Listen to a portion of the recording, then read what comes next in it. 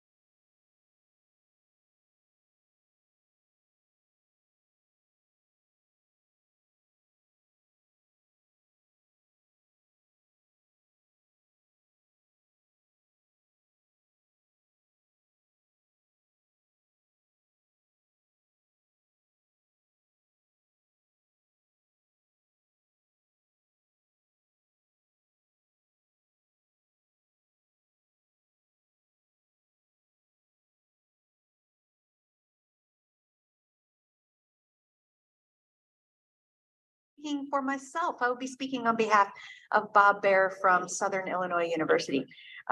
So the, whoops, wait a minute, hang on. Yeah. It says what it's talking.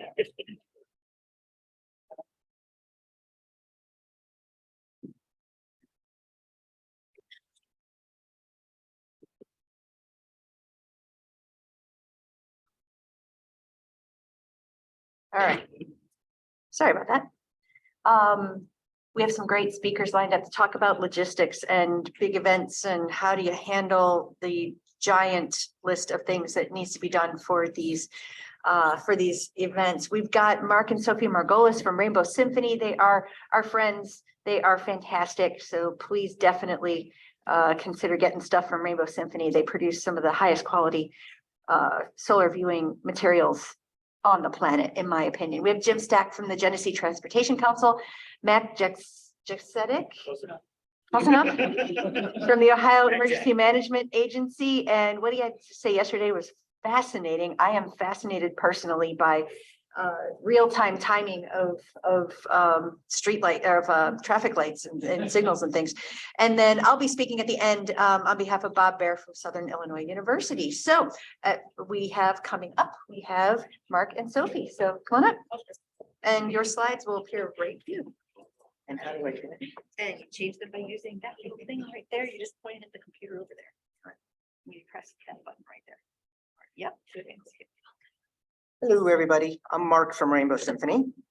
And nice to see a lot of familiar faces, people we've worked with in the past.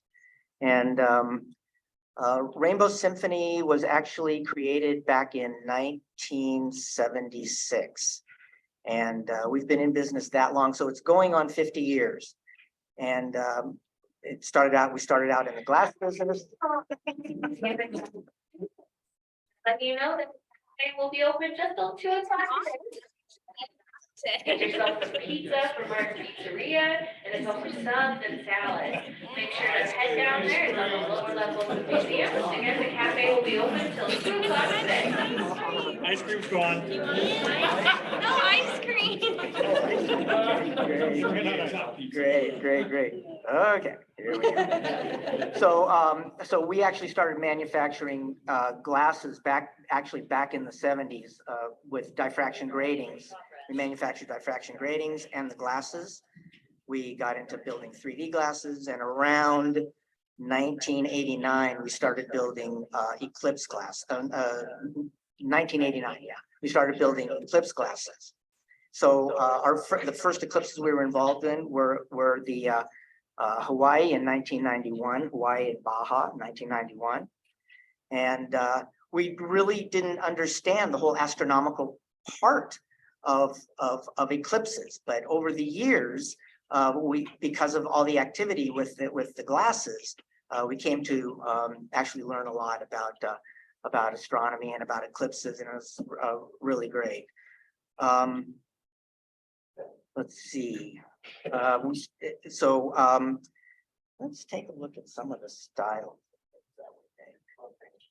Yeah, so these are our glasses, and that's basically our die cut. Trish's glasses. And these are, and you're right, and these are Trish's glasses. And as you can see, we fully customize the fronts of the glasses, and on the back side of the glasses, there are all the instructions and the disclaimers for that we really need to have on the back to let people know about the safety of the glasses, our certificates, our ISO certifications. All that is printed on the back. We like to keep the backs pretty much standard because of the explanations. We do have a little flexibility over the backside for customization, but basically most of the customization is on the front side of the glasses. On the back side, we also have translations in French, Spanish, Dutch, Farsi, Hebrew. I mean, we've done just about, I won't say every language, but a lot of languages. So if you have a special language requirement, we can instruct you how to put that together as well. So again, on the back, we have the ISO certification, we have a CE certification, and an actual certification from Australia that we had to get to actually sell glasses into that marketplace. Let's see here. So anyway, our goal at Rainbow Symphony over the next year and a half is to be able to build as many glasses as we can. So we're committed to our production and having the availability of glasses for the next, like I say, for the next year and a half. So our focus is on safety. It's on being able to deliver and deliver a quality product.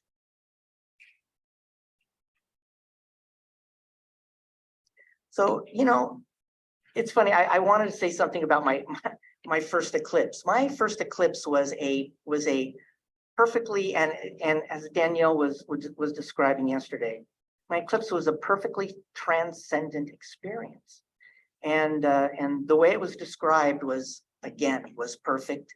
And that's something that we want to be able to help people to enjoy. And we've enjoyed being a part of that, process. I mean, we feel very blessed to be in this position and to meet so many nice people and to work with so, you know, so many folks and to be a part of since 1991, even whether we've been there or not, we've been able to, we've sent glasses all over the world. And as we've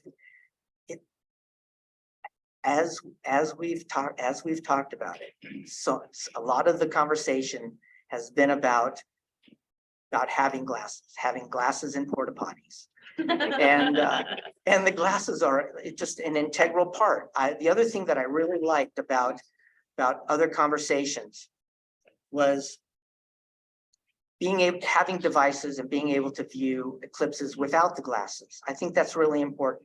I mean, our production, 350 million people in the United States, our production is finite. I mean, we're not going to build 350 million pair of glasses.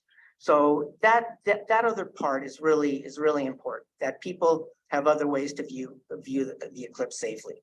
So basically our business is printing, die cutting, and optical films. So we can do custom die cuts.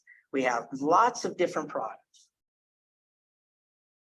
So here, here you see custom glasses. We have this product that we've been making for years, and this is our solar viewer.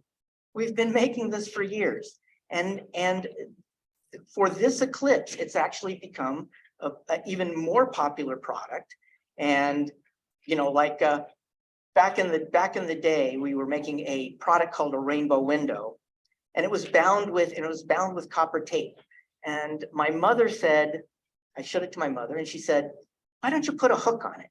So we soldered a hook on it and it became a window hanger, not this product. And so we produced this product for years, and somebody said, why don't you put a hole on it so you could hang it around your neck? And it became a whole other thing. So this has been a really popular product. We enjoy making them. They're totally customizable. And you know, really, that's really a good one. Tyler yesterday actually introduced you to the greets, which are, among other things, are mailable. So they go through the mail. So if you're doing any kind of promotion, that's a great product for that. There's a lot of real estate and a lot of room for copy, descriptive copy. And of course we make our line of plastic glasses, which is more of an upscale product. So, and at this time, I think I want to. Yeah. Mark, do you still make the nifty little things that'll fit over binoculars? We do. Yes, we do. We do. Because binoculars are the best way to watch totality. So you Right. might as well watch all the partial phases Right. with your Right. filters and binocs. Yeah, we do make a line of paper solar filters that fit over binoculars, can go over a camera. And it's funny that we don't even have them up here, but at our website, there's a lot more products than you see up here. So if you go to, you know, at rainbowsymphony.com, and we have a full online e-commerce store, and you'll see our full line of eclipse viewing products. One of the main message from Rainbow Symphony is order early. I mean, that's the main thing. The closer we get to the eclipse, the busier we get.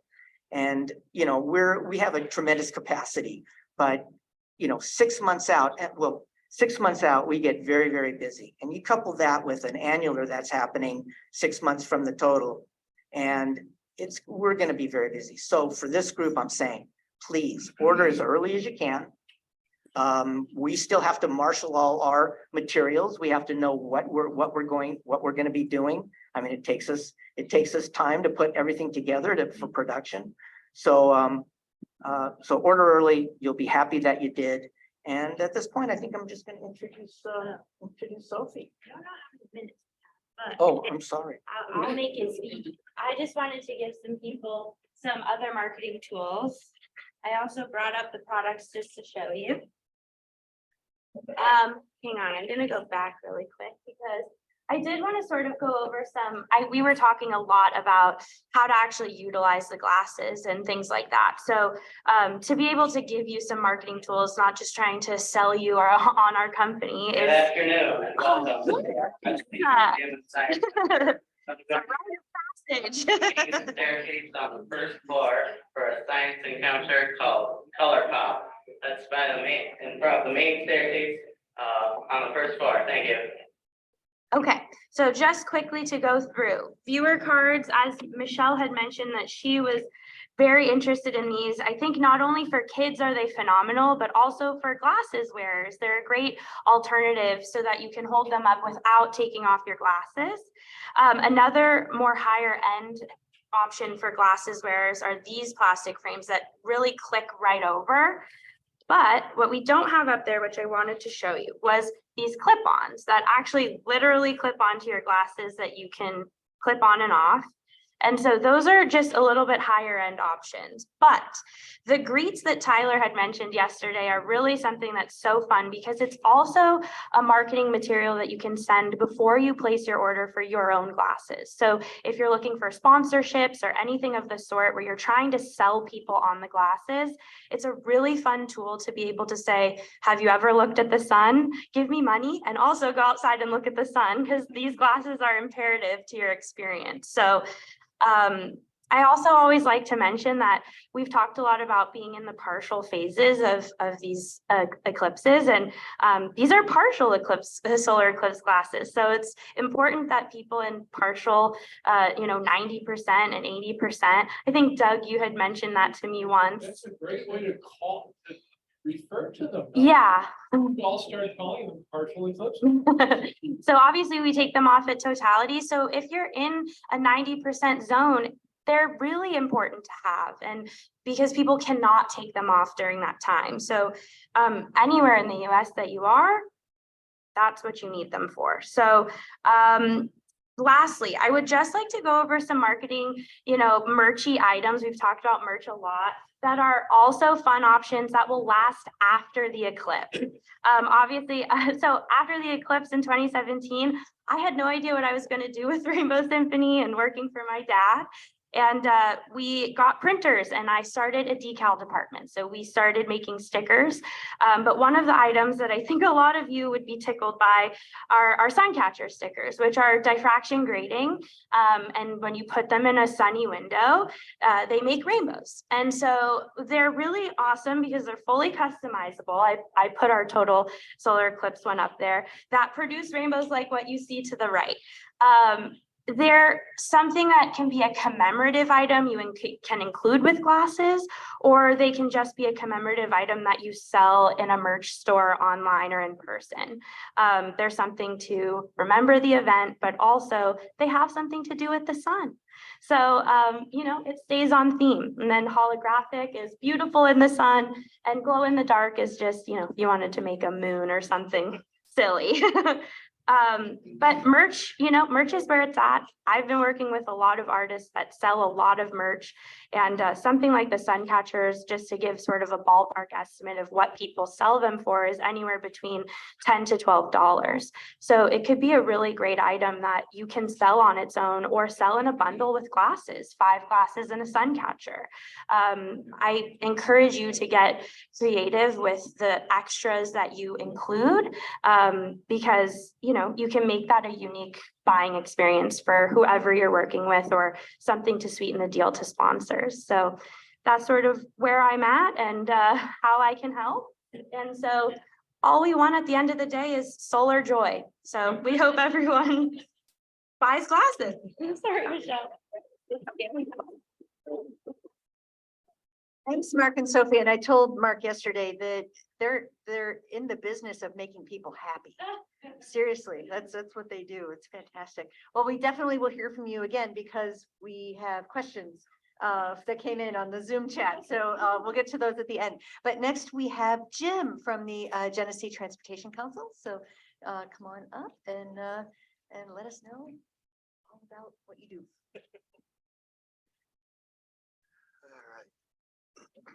So I'm Jim Stack. I'm the Executive Director of the Genesee Transportation Council. We do transportation planning for the greater Rochester area. Every city in the country that's got 50,000 or more people has an office like GTC. We're called a Metropolitan Planning Organization. I had mentioned this yesterday. Visit Rochester has estimated between 350 and 500,000 visitors will come to Rochester, or to our Finger Lakes region. And that's on top of the 1.1 million people that already live here. So we have to plan for that and how we're going to accommodate folks. But then Western New York, the Buffalo area is also in the path. And talking with the Office of Emergency Management, there's estimates of 1 million visitors coming to basically everywhere west of Syracuse.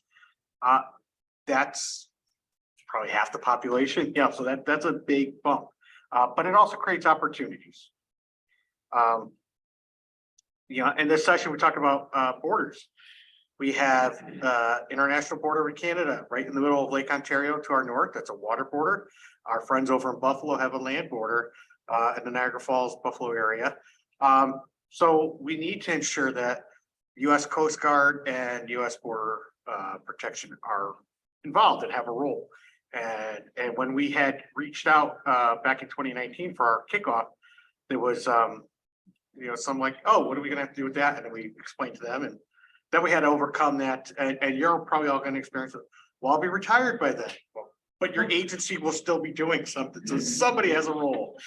So that was a little bit of a challenge for Lori and my staff to convince them to still participate. This is a picture from 2017. We know there's going to be crowds and traffic. We have a big lake to the north. We have other cities in the path to the west. So we're expecting the bulk of our visitors are going to come from the east, southeast, and south.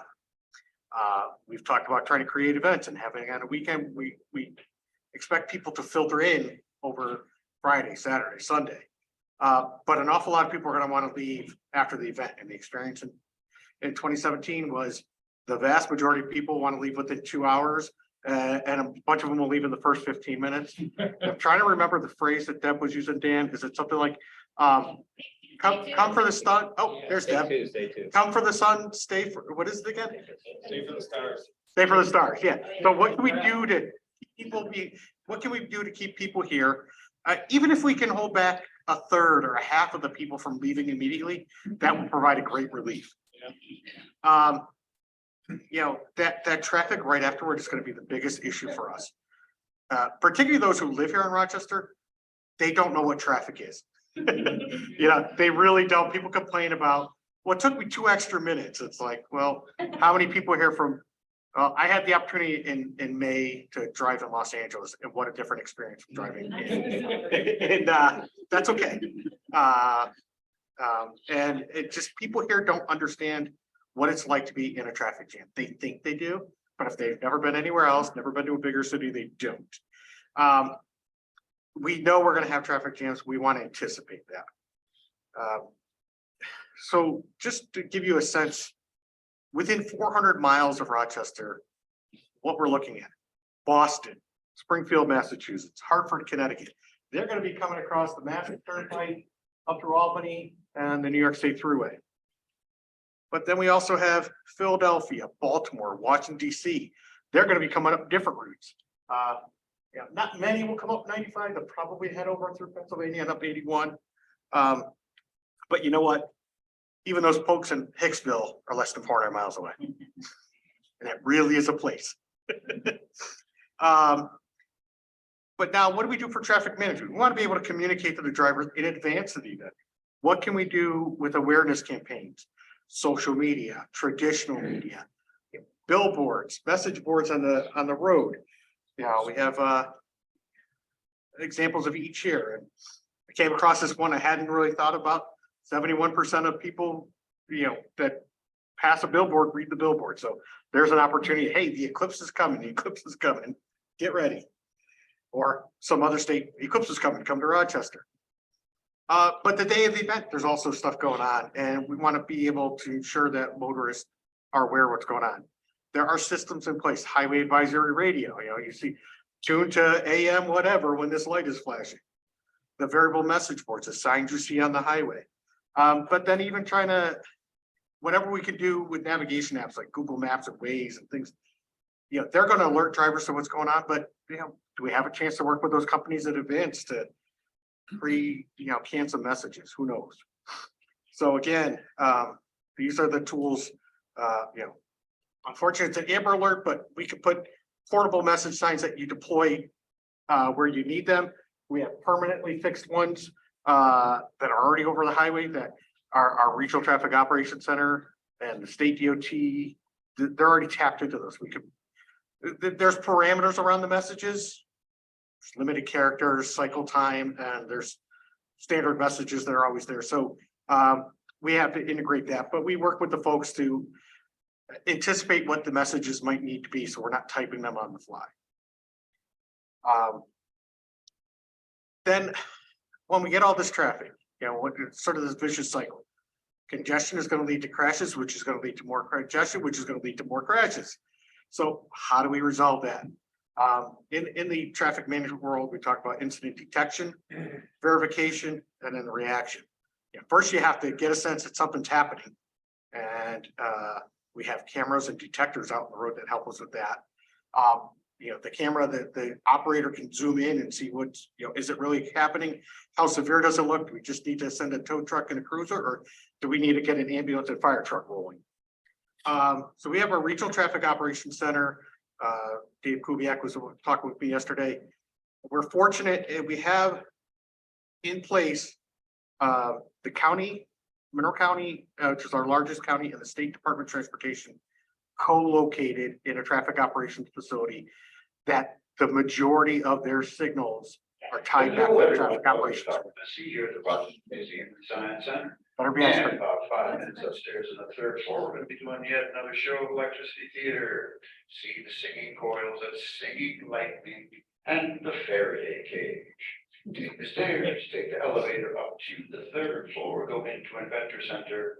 You'll see the big wall with lightning on it. That's gonna be electricity theater. 5 minutes now to our next show of electricity theater.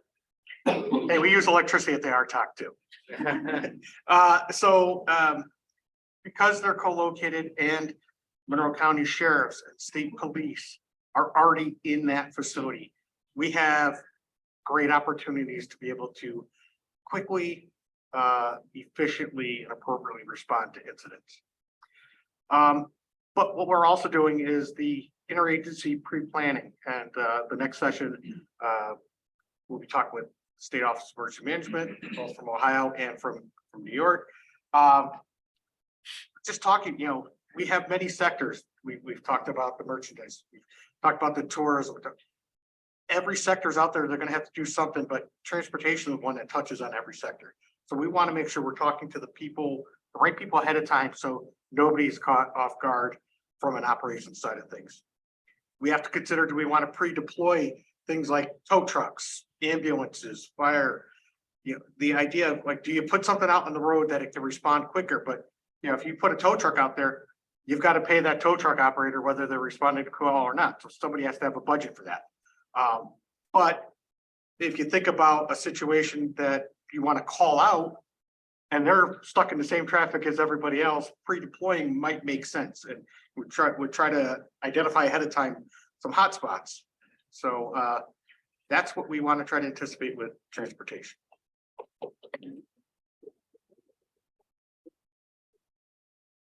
Thanks, Jim. And as he mentioned, Jim and Matt will be in the breakout session next hour, talking more about this as well. But now we're going to bring up Matt from the Ohio Emergency Management Agency, and Ohio is doing a great job getting ready for this eclipse. So come on up.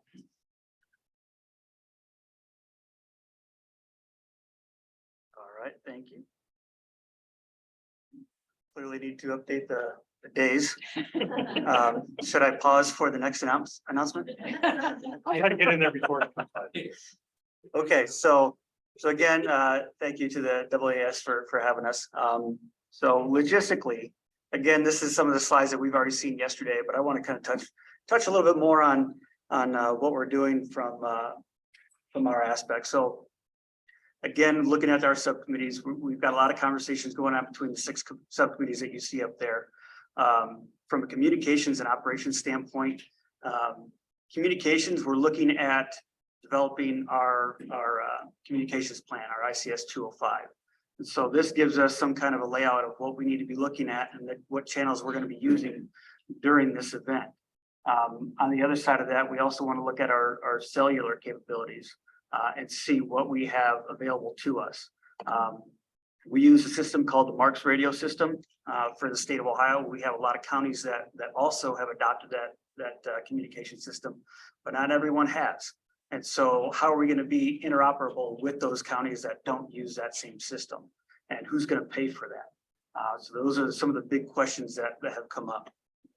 Operations, I'll be honest, operationally, we are somewhat at a standstill until we can actually see where people are going to be going to.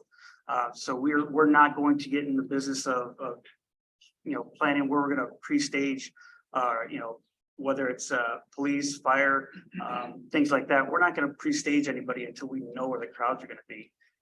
So it'd be silly to put somebody in one area where it's going to be cloudy that day, where everybody's making a push, where the weather is going to be 60 clear skies, where we may have had them staged at cloudy and blizzard conditions in Ohio, because that's how drastically climate is in Ohio. Health and safety.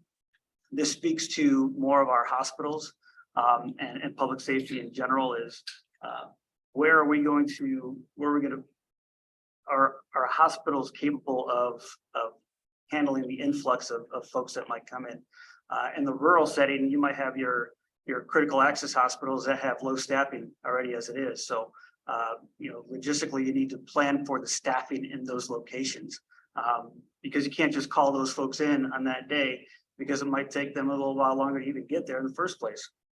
Transportation, I won't get into this.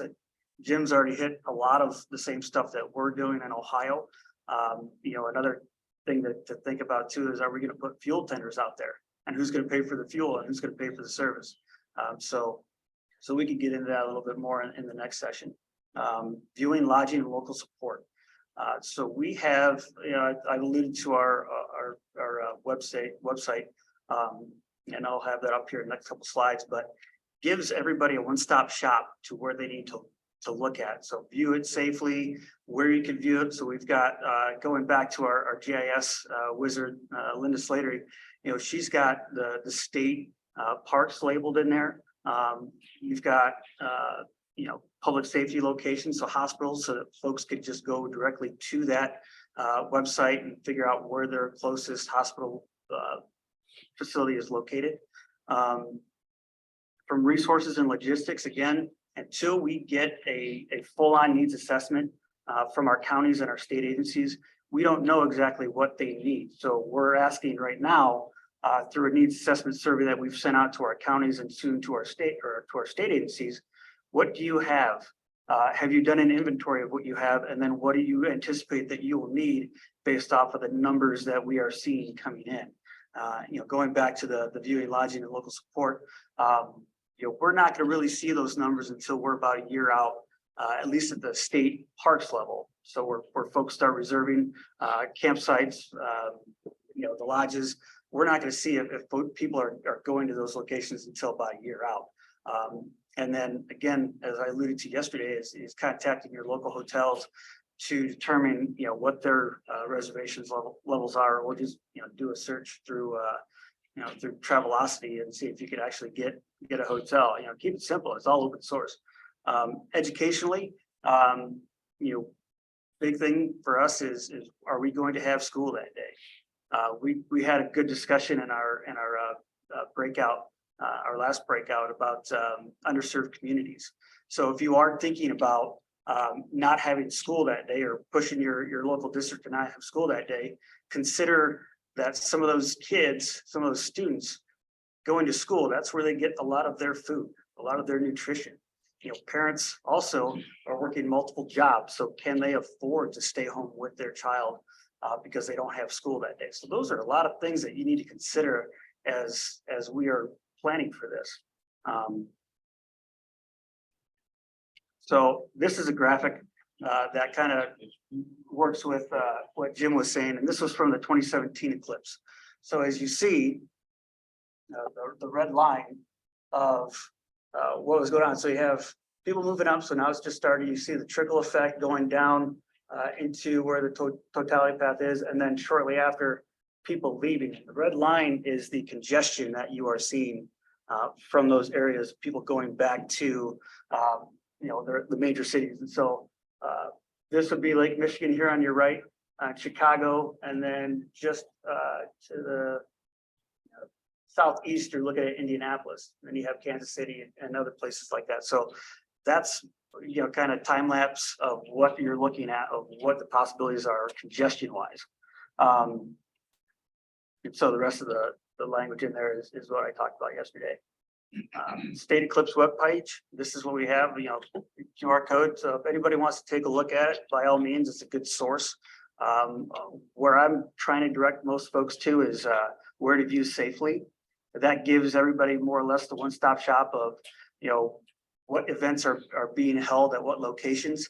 But it's also important to consider you're going to have those pop-ups that you aren't expected. And because the only way that we could really determine where the events are and kind of gauge where we're going to, put everybody is if people report where they're going to have their events. So if they're not reporting, we're not going to know until trooper or sheriff's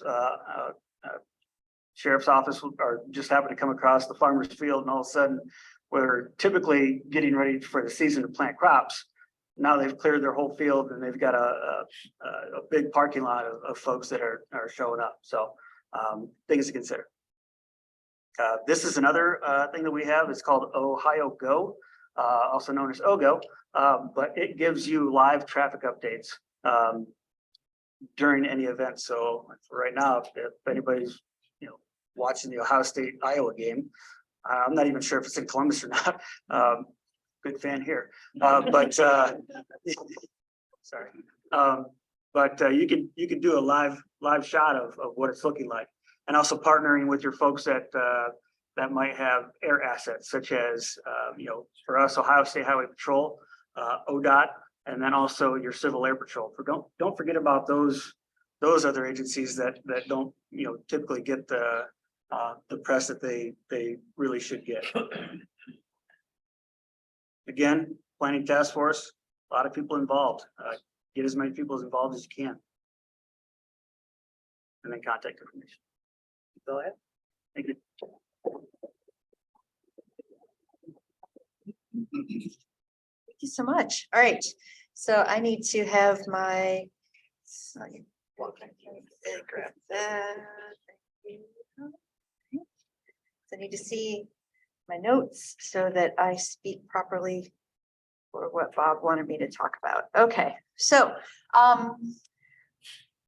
Southern Illinois University Carbondale did a giant, huge eclipse event in 2017, and overall it went really well. So wanted to speak on Bob's behalf, on behalf of those who might be interested in doing large scale events or events on university campuses or other places that might have large arenas or other buildings that could be used for your event. So visitors in 2017 they arrived early and slowly, and it ramped up throughout the weekend prior. And this next one is going to be exactly the same way. You're going to arrive over the weekend leading up to Monday.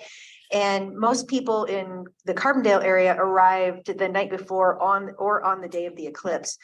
Some of the locals came to the weekend events, but ended up watching the eclipse off campus on that Monday. About 30,000 people came to campus on Eclipse Day that Monday, and there were a few more that came to the Carbondale area proper. Just to let you know where it is. So Southern Illinois University, if you saw the creeping red line in the last presentation going up towards Chicago, that started off in the Carbondale area.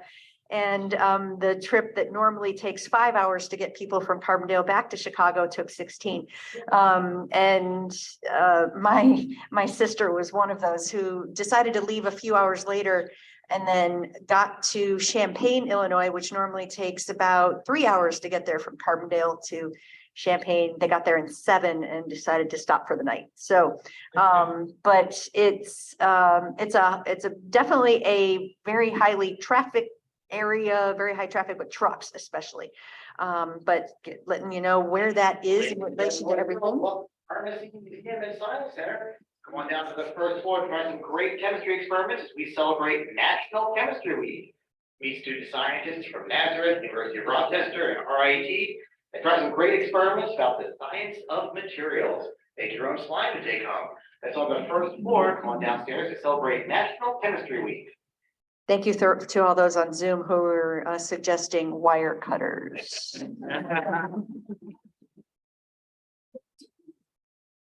Anyway, so this is the 2017 map of all the venues at SIU that they used. They used major athletics facilities and other areas of the campus, and they're going to do so again for 2024. These are Division I athletics facilities.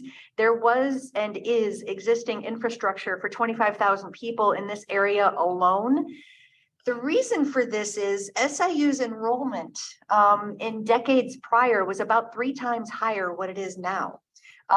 It's slowly starting to go back up, but they're not where they were before. So they have larger facilities than what you would normally find for an enrollment of its current size. And they also have plenty of access to bathrooms and food and air conditioning, heat. The athletic spaces were already wired for media and video coverage, and they have a top-notch support staff for sure. The football stadium was at capacity at around 14,000 people. I am there on the field somewhere in one of those pictures. Most people arrived about an hour prior to totality and left just after totality. Our Eclipse Stadium show started at 9 in the morning and ended at about 2 or 3 in the afternoon. Even though we had 5 to 6 hours of an Eclipse show, they still arrived about an hour early and left as totality was ending. The audience was in the stands, and the action happened on the field and on the stage that was at one end of the stadium. And in 2024, they're also going to do a stadium event that the plan now is to invite the public onto the football field for various activities that are going to be happening throughout the show. They'll be able to move around a lot more than they were able to in 2017. They also plan to stop the main part of the show about 15 minutes prior to totality. So if we get the same problem that happened in 2017, where literally a cloud formed over the football stadium, if you went 150 feet south of the football stadium, you saw totality. My colleagues were just outside the football stadium at a tent right outside the front gates of the football stadium. They saw totality for about 30 seconds at the end.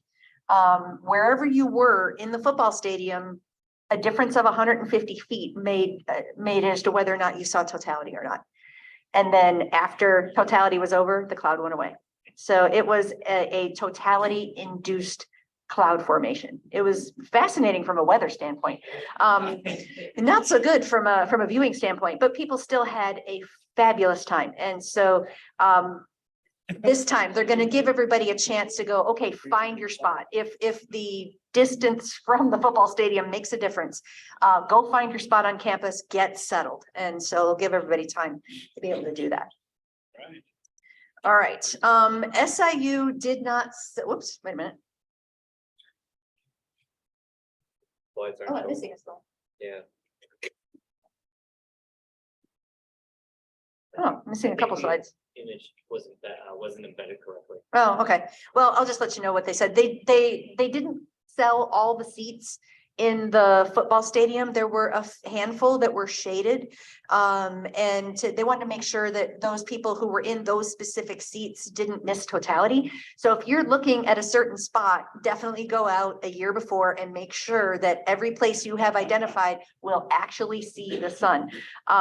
They knew that shade was going to be a problem because it's August in Southern Illinois. It was 116 degrees on the football field that day.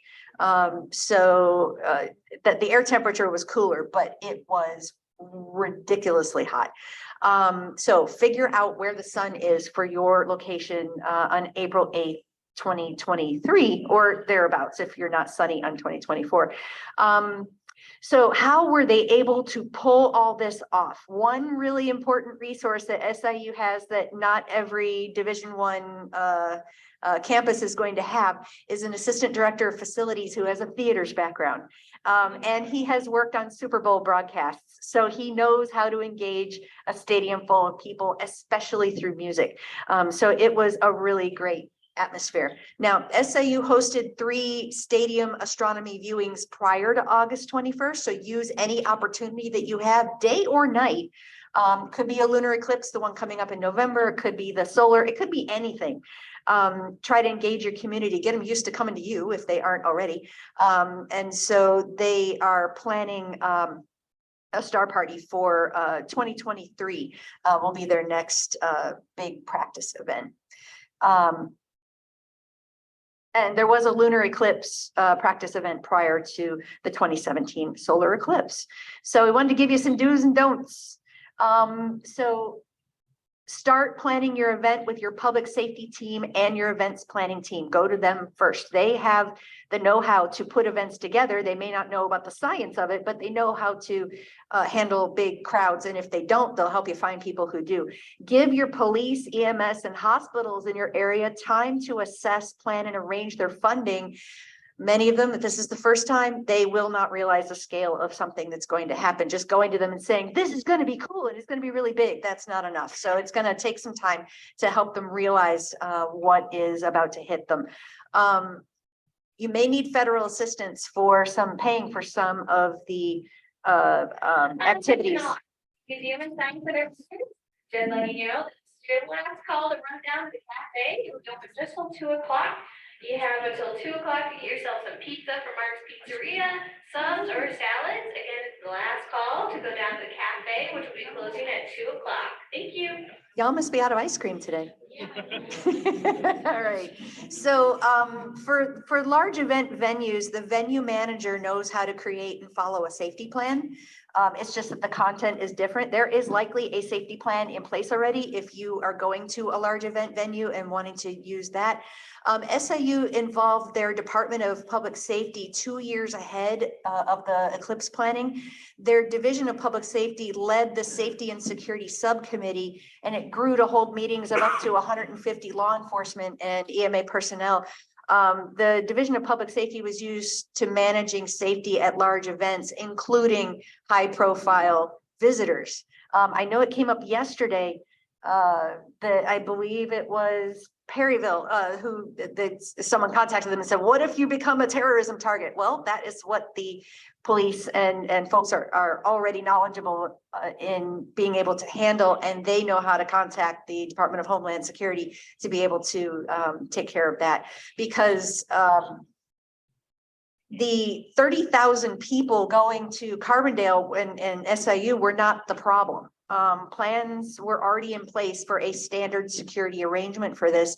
The excessive amount of live TV broadcasts from Carbondale were a problem. They had more than 80 media organizations on campus for that event. Basically, when you looked at the NASA eclipse map, what was the point? It wasn't the point of longest eclipse. It was the longest. No, it was the I think it was the amount of whatever. It was either the amount of time or the longest duration of the eclipse was basically where Carbondale is. So people looked at that map and said, where should we go? And they went, oh, NASA's telling us to go right here. So there were people going there. And that's why the media went there as well, because they're right around the area of the longest duration of the eclipse. So it made sense to go to Carbondale, Illinois. So, but the safety situation became similar to a Super Bowl safety situation where plans needed to be created to account for someone who might have used the event to make a statement on live international television. But they used their established process to notify state and federal officials, including Homeland Security, about the event. And then Homeland Security decided what to do. They didn't have to come up with those plans. Let the experts in that come up with those plans. That is not going to happen at most events, and just make sure you are in good communication with your police and fire and all that to be able to make sure that they're on the up and up and they know how to handle those sorts of security situations. All right, I believe that's it for, oh, wait, not quite. Work to your strengths, let your partners work to theirs. You do not have to come up with the police plan. Let the police do that. You may have limitations imposed on your event that you cannot control, especially the weather. SIU was not able to obtain a high-res video recording of the stadium show. We wanted to. Why couldn't we do it? Because all of the media and everything that we're using, all the bandwidth, we just did not have the bandwidth out of the stadium to be able to, we needed that for the show itself. So we don't have a high-res video recording of the show, which basically is like down here on our list of priorities. So it was okay. The other example is SIU athletics had to use the football facilities for practice on the morning of the 2017 Eclipse. Much of that interaction is delineated by NCAA rules regarding what is and isn't allowed for athletes, such as the length of practices, the locations, the times, whether photos of players are allowed, which at the time they were not, but name, image, and likeness rules might change that. We just had to roll with it in terms of setting up the stage for the Eclipse event. So just be prepared. There are going to be things you want to control that you just can't. You're creating a temporary community. Your audience is going to remember that. They're going to remember that feeling for just as long as they remember the Eclipse, and just have an awful lot of fun. And so if you want to get in touch with Bob, he would love to talk to you about what they did and what they've got planned. So get in touch with him, and that's it.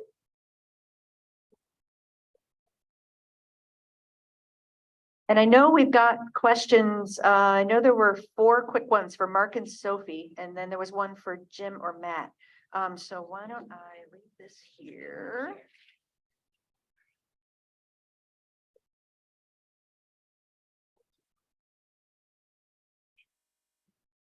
All right, so first question for whichever you wants to do it. Can you have 2 languages on the back of the solar glasses, or is that too small a space for both? Yes, we can. Yes, yep. Is it on? Is it on? Okay. We can have 2 languages. We've done English and French, English and Spanish. So we can, yes, we can do two languages. Awesome. And do the folks ordering have to get all the translations done, or do you have standard language that you use? Well, we have standard language, but we prefer the files as Illustrator files. Okay. Or images of the language, because we can't proof it because we don't speak the language. Got it. Okay. On the greets, how do you protect the glasses on the greets? The lenses on the greets are actually laminated between 2 layers of relatively thick board. And so the lenses really never touch a surface. Other than keeping your hands off them, they're pretty impervious to damage. And so occasionally we've been instructed to put them in a clear bag or clear envelope. But even going through the mail, which we've done quite a few times with that product, they go through the mail just fine. Cool. And are the lenses and any of the materials easy to scratch? It's not a real scratchable material. They can be scratched, they can be damaged, but they're very tough materials. And you know, we tell people to be careful with the lenses, but they're pretty tough lenses. So we don't really worry about that, but we give them instructions like what to do with it. Awesome. Thank you. All right. So this one is for Jim or Matt or both. how practical would it be to have messaging with the location strategically directing people to totality areas? Example, Philly should go to Ohio instead of Buffalo, or suggested highways in rural areas, et cetera, et cetera. We're not necessarily thinking about the message boards that far away. That's gonna be like the marketing and tourism folks that are, you know, reaching out to those communities saying, hey, come to Rochester, and hopefully they're getting some additional information, but especially if it's in another state, there's no way we can ask them to. Well, I should say, the message boards you see on the highway, they are there for a purpose, to communicate what's going on with traffic. They're not there to advertise events, so, especially in other areas. All right. That sounds good to me. Okay. Questions in person. I think that took care of the questions that were coming in via Zoom.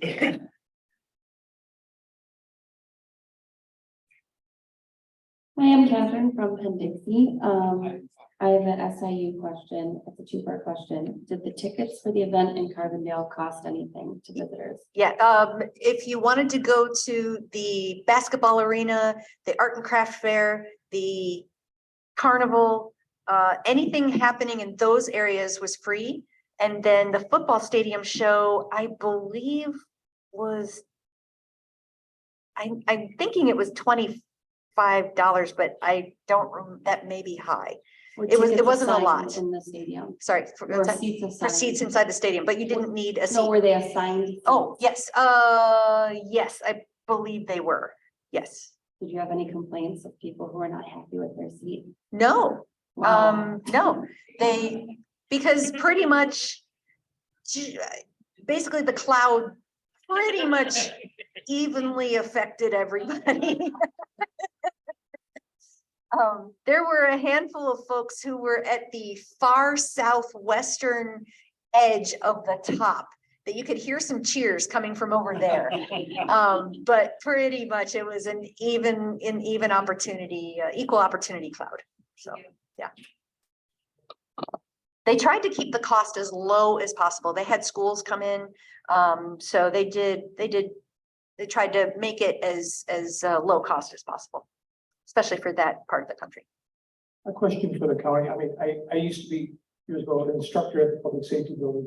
I know they would set up conferences. I'm interested what the county's doing as they move forward as far as bringing in the officers, typical in-service procedures, so they can walk them through what the Eclipse is all about. And so everybody's informed within the group, so it's not a mystery when they hear more information.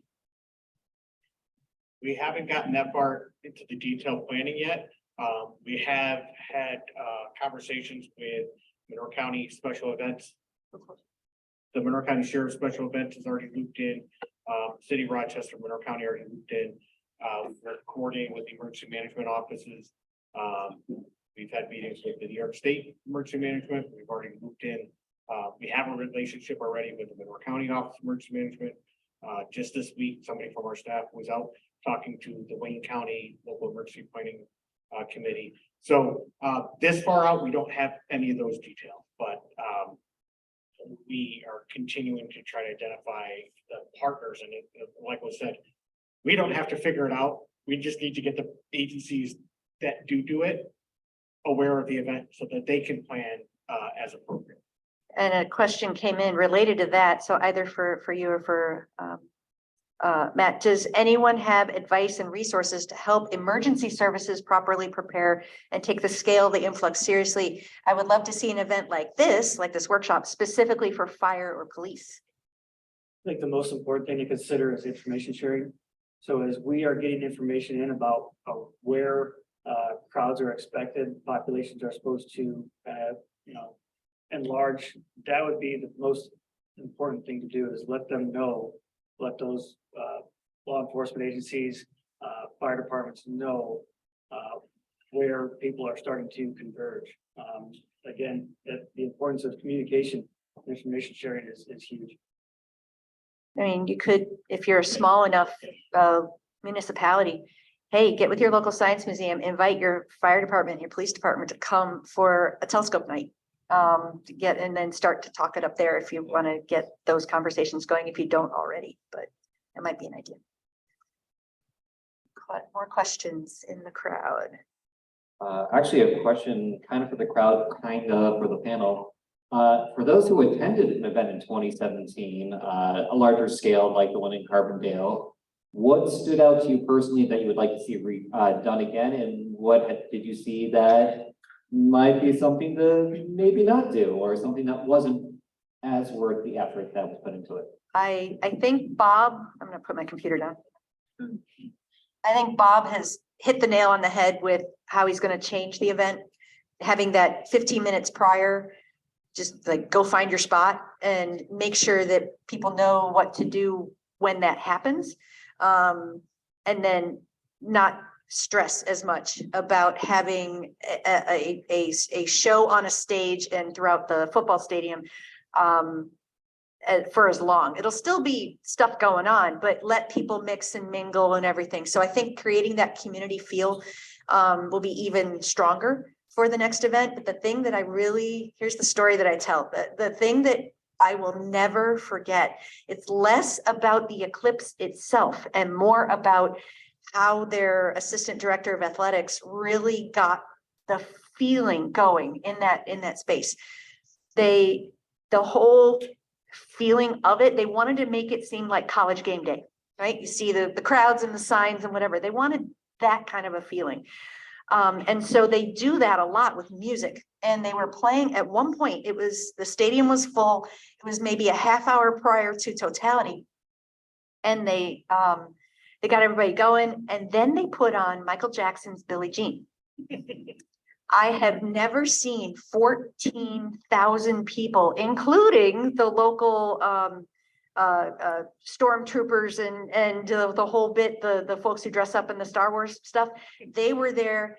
There were cheerleaders dancing. There was people just going nuts in the stadium, singing along to Billie Jean. And for a second, you've probably all had this experience at a theater show or a concert or something. You get so into what's going on and then it stops and you go, what was that? What just happened? And that was the coolest feeling. And I want that back. I want that feeling back. And the Eclipse could have not happened. And I thought that community feeling at that exact moment was perfect. And I want that to be repeated. So. Oh, mine is a little more logistic, but I remember we went to an event in Madras, Oregon, which is a pretty rural part of Oregon where they allowed you to car camp. So you could put tents in front of the cars, but if anybody is working with, big plots of land where it's open space, I will say one of the best things that happened after sitting in 3 hours of traffic to just get into the major fields that they had was they had very organized sections of parking, and they had people really sort of taking you through and walking you. You went 5 miles an hour and walked you to your spot. And I think once you were locked into your spot and you felt like you could finally relax, that's when that community feeling, because it was rows of cars and tents. And that's when once you were parked, you could just enjoy being there. So I do think there's something to be said with any sort of organizers to have parking be as organized as possible and something that people are not fighting over, especially in those big plots of land. Rows of parking it made the experience so much easier. Just to piggyback on that, rows of parking, not that I experienced it for Eclipse, but there are other events. One of the big differences between 2017 and 2024 is going to be August versus April. And people might think, oh, it's great to have this turn this field, but particularly in the northern, as the snow melt, it gets very muddy. And now you have people stuck. And it might not be the same experience. So I think as people are picking out venues, keeping that in mind, I think, Matt, you were talking about like the farmers, instead of preparing for crops, they're like, oh, park a bunch of people. Well, that's not always the best thing. All right. So one last thing I'm just gonna plug, if you want more information or more footage from the SIU event, I do recommend a documentary that they put together that's on Vimeo, and I just tossed that link into the chat. Yep. It is a great chance to get a firsthand experience of what that event was like. It is. It's called In the Shadow. They took it to film festivals and stuff. It is a great film, great little film about. For which, before we switch over to breakouts, as a reminder to everyone, please document your events. Remember to have people taking photo or video, and just writing down what you did, because it might be a little bit for the next Eclipse organizers in your region. I'm not saying, for the people in 100 or 200 or 300 years, but those for 2045, 2079, and for those all over the world. We do need to stop for breakouts, but if you can give us about 10 minutes online, so I think we'll try to aim for starting at local time of 2:15. And then we'll do that like we did yesterday, 2:15 to 3:15 for breakouts. As a quick heads up, we will be continuing the discussion on transportation and emergency response challenges here in this room. Down the hall, we will have put your best face forward, 18-month checklist for your website and social media presence. That will be in the tech lab. And then in the Bosch auditorium, so auditorium first floor, we will have essentials of Eclipse eye safety, direct and indirect viewing with or without optics. And for those joining on Zoom, you can tune into all of those. So thank you, and we'll see everyone in about 10 minutes. And thank you to our panel for Thank you. a great presentation. Thank you.